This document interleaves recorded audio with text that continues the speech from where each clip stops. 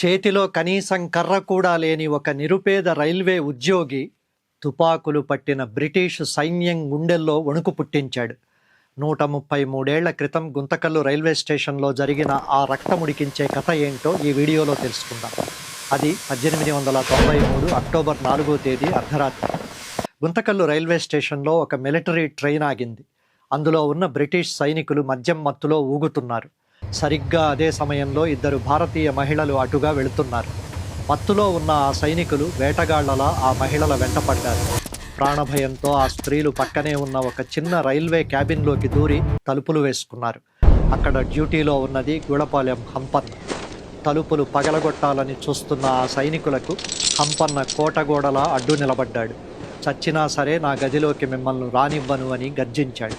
ఒక సామాన్య భారతీయ ఉద్యోగి తమకు అడ్డు రావడమా అని అహంకారంతో ఊగిపోయిన ఒక సైనికుడు తన తుపాకీని హంపన్న పొట్ట కానించి కాల్చేశాడు. తూటా పొట్టలోకి దూసుకుపోయిన హంపన్న పట్టు వదల్లేదు. రక్తపు మడుగులో పడిపోతూ కూడా ఆ మహిళలను రక్షించాడు.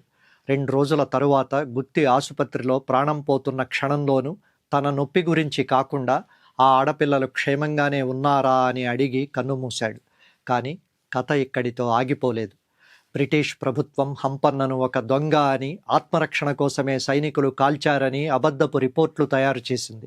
కానీ ఆ అన్యాయాన్ని ప్రశ్నిస్తూ గుత్తి నుండి ఒక సింహం గర్జించింది.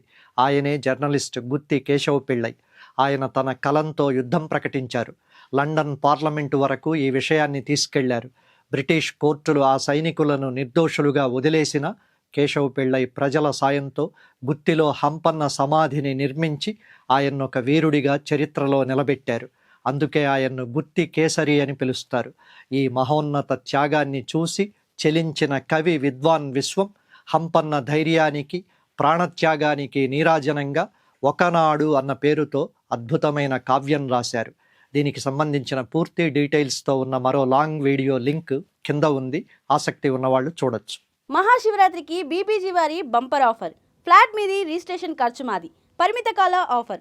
మరిన్ని వివరాలకు ఇప్పుడే కాల్ చేయండి.